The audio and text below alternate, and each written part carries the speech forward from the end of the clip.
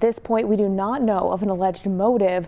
Law enforcement officers are staying with the body of the retired sheriff's deputy around the clock at the Hamilton County Coroner's Office. That's where we find Local 12's Katie Amrine, who shares how police and community activists are feeling. Katie. Chelsea, in light of Thursday's shooting and yesterday's crash, some police officers and deputies are growing concerned for their safety. And even though tensions between the public and law enforcement are on the rise, both police and community activists are confident things will turn around. Something that's weighing on everybody's heart pretty hard. Emotions are high in Cincinnati after a deputy's tragic death and an officer-involved shooting just 24 hours apart. Activist Mitch Morris works to strengthen the relationship between Cincinnati's youth and law enforcement. He says tensions are high right now. Things come up, so how you going to deal with the situation when it come up?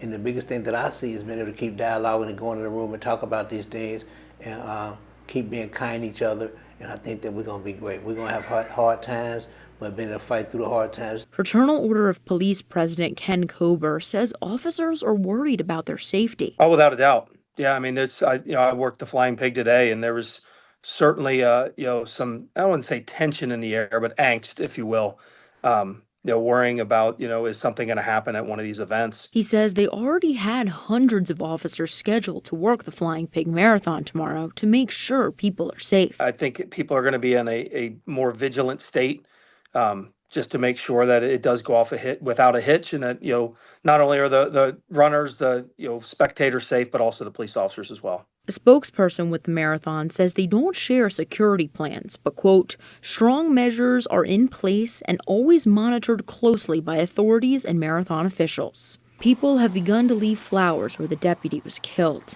Much like the community, police officers are leaning on each other during this tragedy. Look out after each other. We're all going to have to get through this together. Unfortunately, Cincinnati Police has been struck by tragedy before, and us leaning on each other is how we get through these difficult times.